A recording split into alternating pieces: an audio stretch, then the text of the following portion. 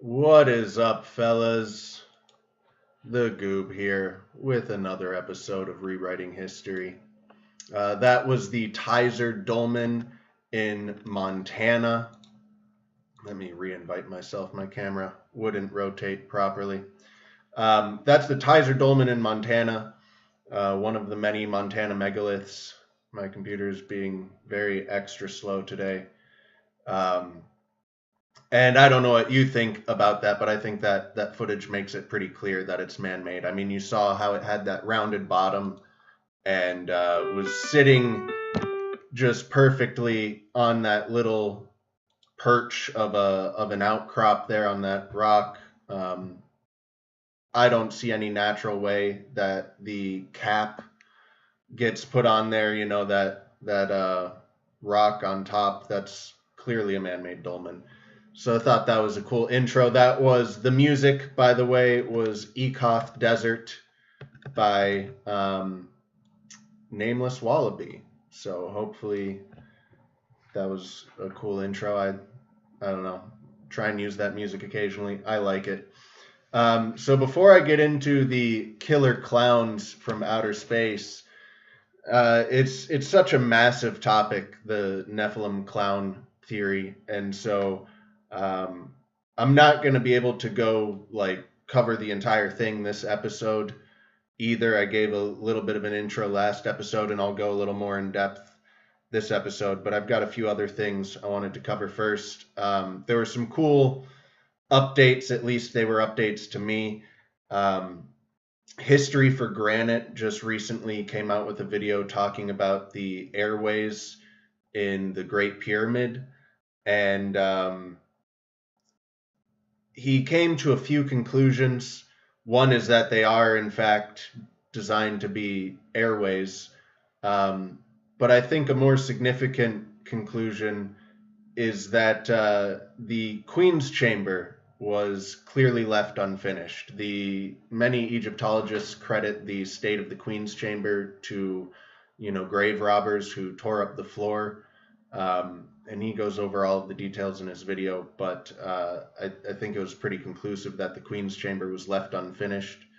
And if you don't know much about these passageways, the airways that are coming out of the Queen's and King's Chamber at an angle pointing up to the sky, a lot of people theorize that they were there for astral alignments, pointing to different constellations or stars. And anytime you look, and I'm not even going to try and pull up an image on Google, you can pull up an image of the Great Pyramid, a diagram of its internal layout. They always are portrayed as these straight lines, which is not true at all. They bend, they turn. They're not straight lines at all. And so the astral alignment theory really doesn't hold a lot of water. They're also proposed as potentially being passageways for Khufu's soul to escape through, which History for Granite concluded that wasn't the purpose. They were airways. That was his ultimate conclusion of the video, and I kind of feel like that conclusion, one, not only might not be 100% accurate, but also kind of irrelevant. The more significant conclusion was the unfinished nature of the Queen's Chamber. And I say this because there was another video from we're talking about, mysteries of the Great Pyramid, which there's still a lot, and I think some of them are getting solved here.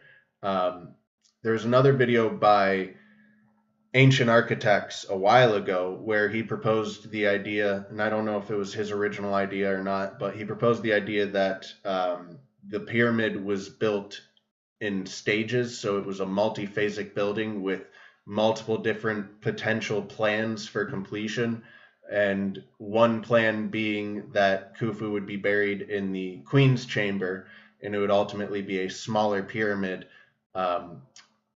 Or if there was enough time, if the construction was going well enough and he thought he could live long enough, they could construct it with the King's Chamber being his burial chamber and the Great Pyramid that you see now, rather than just a grand pyramid, a Great Pyramid.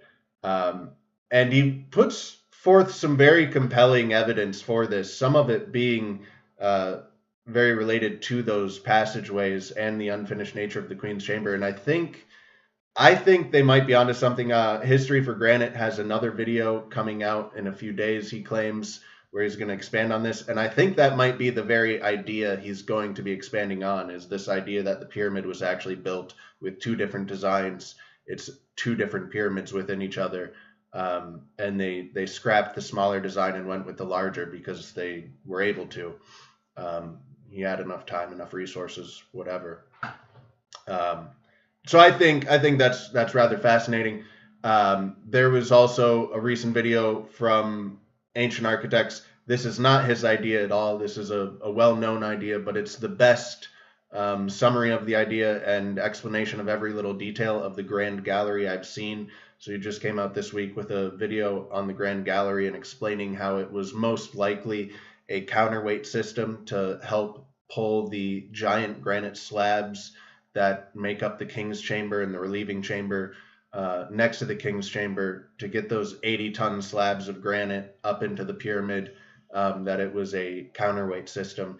And I think that holds up really well. I think it fits all of the features. All of the features are explained through this system. I think some of the mysteries of the pyramid are starting to get solved, which is very cool. If those people are on the right track and those ideas are on the right track, it explains the Queen's Chamber, the King's Chamber, the mysterious air passages from the King's and Queen's Chamber. It explains the Grand Gallery. And so the only mystery left at that point really would be everything underground, the unfinished grotto, and the Great Void that's been discovered through muon scanning, but hasn't, to our knowledge, been penetrated, hasn't been explored, hasn't been, officially even discovered, I guess, yet. But it's strongly suspected to exist through multiple different scans. So yeah, I mean, I don't know. I know the Great Pyramid is one of the greatest mysteries. It's got a lot of questions unanswered, but I feel like we could be getting to some answers. So I think that's very cool. I thought that was worth an update. Let me know if you're here in chat. I know I started late. Hopefully you guys found the stream anyways. Hopefully I am streaming. My computer's struggling so much. I'm not even confident that I am streaming, honestly, but I've got the little red button, so I should be good. So I know the power plant theory is very popular for the Great Pyramid. A lot of people like to believe it's a power plant, and I was obviously just talking about it as if it's a tomb for Khufu, which I actually do lean towards. The power plant idea never really... Cool, man. I never really got behind for a few different reasons. One being, what would they use the power for? I never got an explanation for what these ancient Egyptians were using electricity for. And I am going to make the argument in a second about how easy it is to lose evidence of things. But where is there any evidence of any type of electricity going on? You've got the Dendera light bulb, which is this one hieroglyphic relief that is argued to be a lamp. I'm not really convinced by that one hieroglyph. And there's really zero other evidence to suggest it. The only other suggesting factor would be the sheer volume of underground work that was undertaken. And some of this work would be difficult, just oxygen-wise, airflow-wise, to have torches burning down there and have people working down there. But, we have fans today. We have ventilation systems today. I wouldn't be surprised if they figured out some way of moving air back then. Seems a little more likely that they, had a ventilation solution rather than electricity and light bulbs and all of this. But there was the Baghdad battery. So that is a real artifact that goes back to ancient times and was producing electricity. And there's multiple of these batteries that have been found. And so they were using electricity in very small quantities. These batteries produced like 1.5 volts or something like that. It's a very, very small amount of electricity. But you can also run them in series, so they can, increase the power output. If you strapped 1,000 of them together, you'd have a strong power source. But we don't have any evidence of that. That'd be rather impractical. The amount of, batteries you would need to actually produce anything worthwhile would be excessive. So the mainstream theory for these batteries is that they were probably used for religious purposes. So if you had an artifact like the Ark of the Covenant with its golden,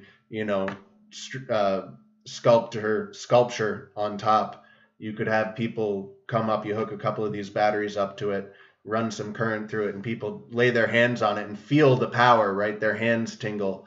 And so maybe providing a religious experience, which maybe they were. I wouldn't be surprised if someone was doing that with them. But I think a more likely explanation is actually electroplating. It takes a very, very small amount of current to successfully electroplate something, and it's a very efficient way of, turning something gold or silver. It's both efficient in the usage of the precious metals because you're getting a perfectly even, perfectly thin coating of the metal on it, and it's also efficient in labor. You just dip it into the solution and you've electroplated your whatever you're trying to electroplate.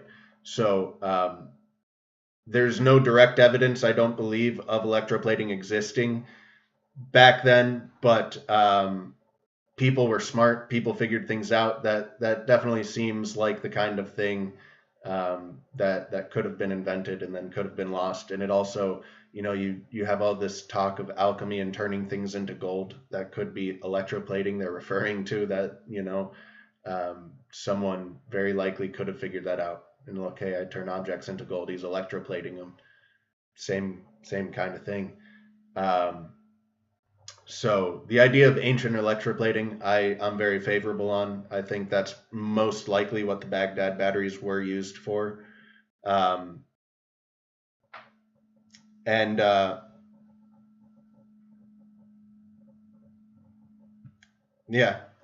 One other update. It's ties in a little bit to just in the same idea of like the vases. I think they clearly had precision lathe technology that then seems to have been lost after. There's these jumps in technology that clearly do happen. You have a channel on YouTube called Primitive Technology. This guy he goes out into the woods with literally nothing, absolutely nothing. And, he picks up sticks and stones, and he's gone all the way through the Iron Age, like very sufficiently through the Iron Age. And yes, this guy has a blueprint, but, one person coming along and figuring out a chunk of this stuff every once in a while and it being lost to time, obviously that happens. So one last update before the clowns is there was a large city in, I believe it was Ecuador, found through LiDAR scanning recently. And this happens all the time. This is happening seemingly like once a week now, as these huge cities in South America and Central America are being discovered with LiDAR. But yeah, the dude's really awesome.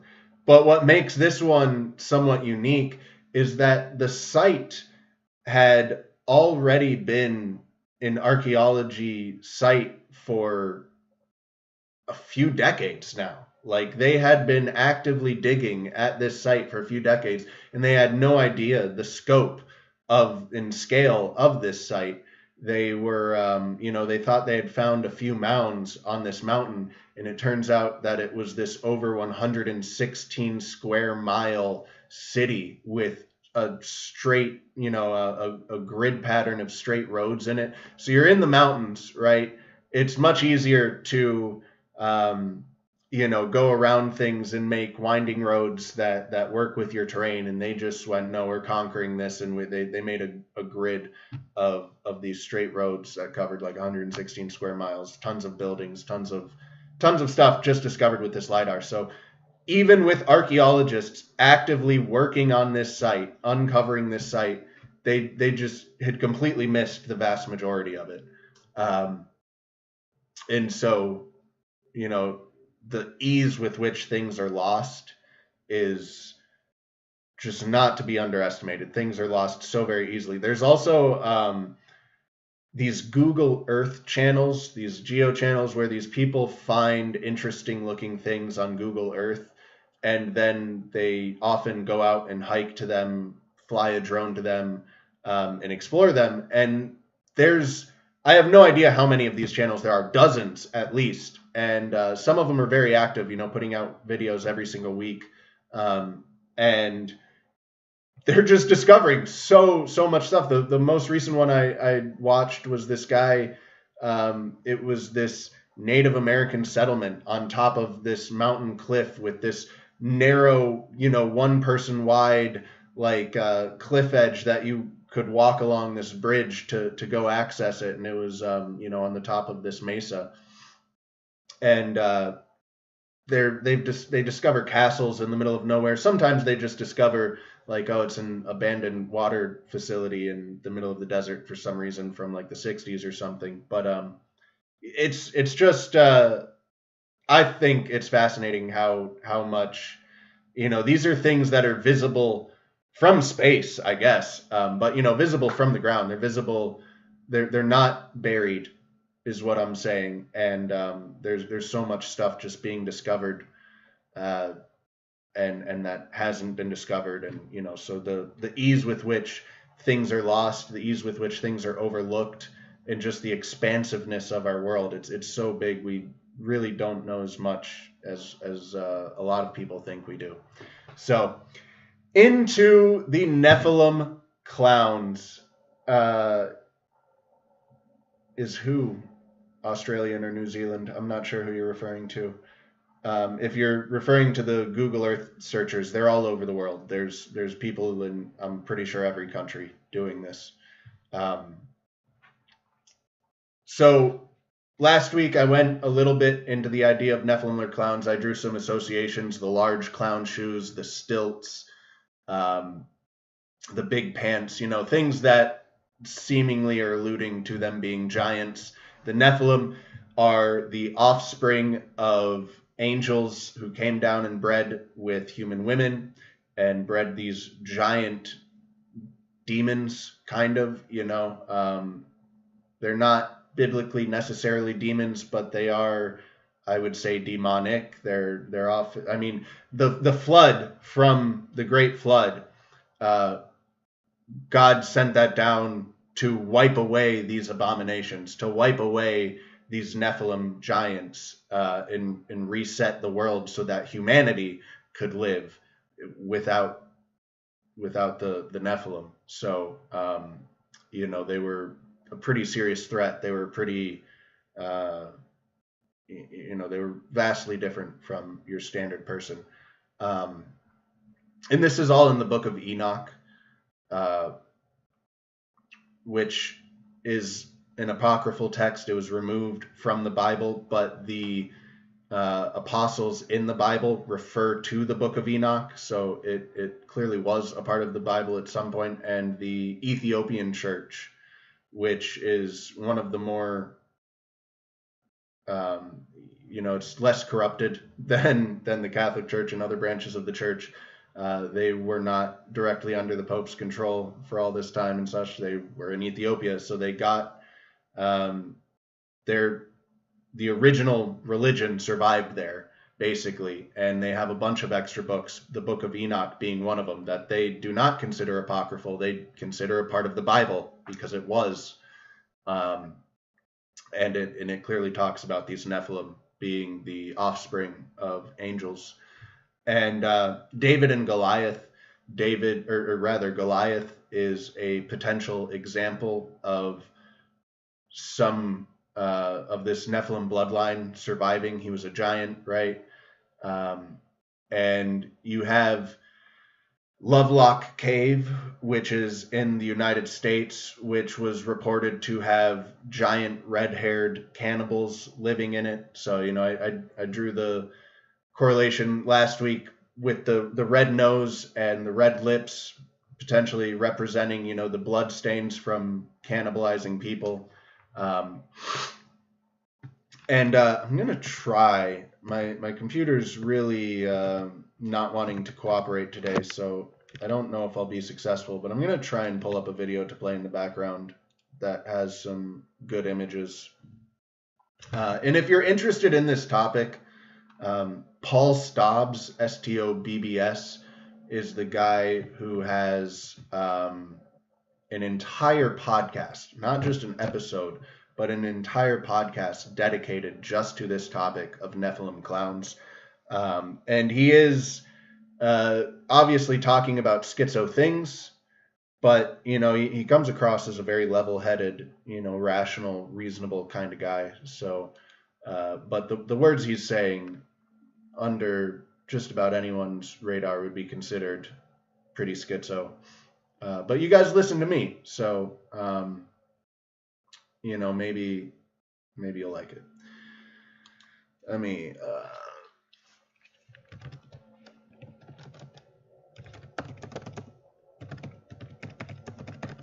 see if I can find this video here, because as I'm talking, I would love it if you can just see some of the images. That's has nothing to do with what I searched. Here we go. This has a pretty good collection of images of various cultures around the world who are displaying, these clown-like things. They all have polka dots, vertical stripes, this common theme that you see surprisingly often. You see it in cave paintings, even. See if I can speed this up. And African tribes, all kinds of different places, you see these interesting garbs.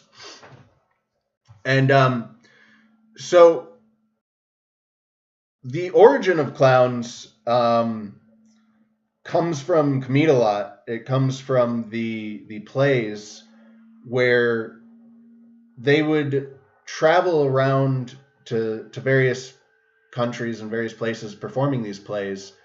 And so they needed to have stock characters. They needed to have characters that would the servant, right? And the clown was one of these stock characters. So this painted face, curly haired, striped and polka dot patterned person was supposed to be able to be recognized across cultures and across countries as a stock character, along with the jester or the harlequin, which looks like a jester. And both of these characters, for some reason, were considered stock characters. They were supposed to be recognized by everyone, everywhere. And then, as you're seeing in the background, all of this clown imagery from various cultures and in various places. And when you take hallucinogens, you often encounter clown and jester entities. Like, this is a very, very common thing that not only is seen in the modern day, but has been recorded going back thousands of years, and even in cave paintings. I mean, I don't know where those images from the cave paintings came from. Did they come from the hallucinogens, or did they come from seeing the Nephilim directly themselves? And why is this such a common theme in our hallucinogens? Are these actually interdimensional, these extraterrestrial beings that have been brought up previously on this show? Are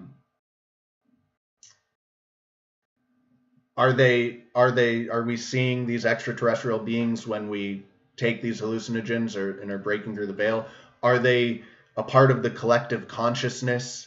Have they been ingrained into our DNA? Were these such a fearsome group of people, these demonic giant, half angel, half human creatures that would cannibalize people? They imprinted themselves on our DNA, and that's why we see them in when we take hallucinogens. I don't know, but there is something there. The fact that every culture throughout all of time, it would seem, are seeing these entities when they take DMT and mushrooms and acid, and we're still seeing them today. The fact that there is this strong fear associated with clowns, there's a lot. So, like I said, this topic is extremely broad. Um, there's so many connections to make. You look here, you've got the polka dots, you've got the red nose, you've got the vertical stripe, all things associated with clowns, the white face, the red nose. And this is what appears to be like an Amazon tribe. Um, I mentioned Lovelock Cave, I believe. The red-headed cannibal giants there. There's other stories of red-headed cannibal giants in other parts of the America and even other parts of the world. Um, one of the explanations for the Indian greeting of holding up your hand, you hold up your right hand because these giants supposedly had 6 fingers on their hand, so from a distance it's hard to tell size, but you hold up your hand, and if it was 5 fingers you knew it was a friend, or at least a human, and if it was 6 fingers you knew it was one of those cannibalistic giants. um, just another supporting piece of evidence, along with the multiple stories from multiple different tribes of giant, pale-skinned, red-headed cannibals in the Americas. You also have, so I mentioned David and Goliath, right? And Goliath potentially being a descendant of these Nephilim, and over time, as the bloodline, I guess, is becomes more human, because you have less and less Nephilim to pass on with each generation. They would become smaller, and so Goliath was not nearly as large as the original Nephilim were. He was much further in time, and there's people who these families who really try and keep their bloodline pure. Are they potentially trying to preserve that Nephilim DNA? Is that the bloodline that they're trying to preserve? Is this descendancy of Nephilims? It's quite possible. You have a lot of strange connections. As this video is playing in the background, he's talking about a lot of them. How these I mentioned the tribe off of the Selknam, the Selknam tribe off the south coast of Argentina, and how they would dress up as these clowns, and then as their coming of age ritual, they would dress up in an attempt to be possessed by these clowns. And he discusses many other cultures that have similar rituals where they're trying to be possessed by these clown spirits. And there's a branch of the Shriners, the little funny hat guys, the related to the Masons, the secret societies. There's Shriner clowns. So part of being a Shriner is that you have to dress up as a clown. It's one of their highest orders as well. There's one of the other secret societies also has a clown sect as one of their highest orders. It's escaping me right now, but there is just a lot of I don't think I'm doing a great job of explaining this one right now, of drawing all of the different connections together. But you have these clowns in Hindu religion. That's what the original clown from the Comida lot was based on. Yeah, the Shriner clown card. It's a whole clown cult, the Shriners, and they go dress up like clowns and visit their children's hospitals and stuff. Which, if you're getting into possession ideas, you can get real conspiratorial and it's some kind of ritual for either they're trying to be possessed by the clowns, and there's just with these occult groups, there's always rumors and suspicion of like child sacrifice and stuff. So you put the clowns and with the sick children, and it becomes a little suspicious. I don't really know. Yeah, Harlequin is closely related to the clown. Harlequin and the clown were together in Comida lot, and Harlequin was based off of the wild man, I think, of Europe, and the clown was based off of these Hindu demons, these Hindu clown demons, What is up, Trent? That's my nephew, fellas. He's a cool guy. Um, yeah, I was actually about to wrap up the show. The meeting's ending, and I there's so many more connections to be made with the clowns. Um, it's such a wide-reaching topic. It's hard to keep all of the connections straight. I'm gonna revisit this again next week if you guys want. I'll try and build upon it a little bit more. Um, it's too big to be even covered in a single episode. But yeah, I don't know. I think the hallucination part is probably the most significant.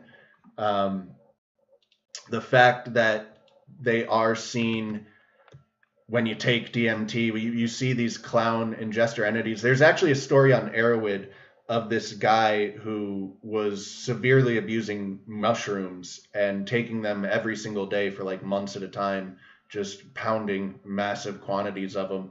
And he supposedly messed himself up so much that he now permanently sees a jester that mocks him. And so, again, going along with these like interdimensional demon spirit things that are these interdimensional outer space killer clowns that you see when you hallucinate, and then this guy took so many mushrooms that he got possessed, right, by this entity, and now he sees it permanently, and it mocks him and it tortures him like a demon might. Um, you're welcome to write that off, but the fact that people today commonly see these things and experience these things on hallucinogens is a fact. The fact that people have been experiencing these exact entities, these diamond patterned jesters and these clowns, pretty much from the beginning of time, it's hard for me to just dismiss that as meaning absolutely nothing. Either that is an ancestral memory that has been imprinted on us, and we access that when we're taking DMT, and it comes through, and it's this memory of these terrifying Nephilim clowns that used to walk the earth and used to terrorize people, or it is, they are these interdimensional spirit beings, which doesn't invalidate the first idea, right? But the drowned spirits, the spirits of these Nephilim that were wiped out by God in the Great Flood, are potentially lingering around. I mean, if they're half angel, right? The Nephilim are half angel, half human. Who knows what happens when they die? What happens with their spirits? So there's something there with the fact that these are so frequently seen and have been for thousands of years when you hallucinate. The fact that Kamidalot made these stock characters that everywhere you go, people were supposed to be familiar with these characters already. Yeah, it sounds like a completely wacky and crazy out there idea, but there's enough supporting this as there is for the mainstream narrative of a lot of things. Like I talk so much about how flimsy that is. So the amount of evidence for this is comparable, I think, for a lot of mainstream history. So it's intriguing to me, and if it's intriguing to you guys, let me know in the comments. Like, leave an actual comment in the comment field, because that boosts my meetings over. But I'm wrapping up the video anyways. So let me know in the comments if you want to hear more about the Nephilim clowns, or if you want to hear more about some other topic. Let me know. Post it in the comments. Leave me a like, and I will catch you guys next week. Yeah, Luke. Yeah, a lot of people have. Like, a lot. It's an extremely common thing. So yeah, your friend saw it too. So there's something there. There's definitely something there. Why are all these people seeing specifically that? And I think it very possibly does relate to the Nephilim. I don't really have a better explanation for why everyone sees this than ancient offspring of humans and angels that were wiped off the earth by a great flood by God.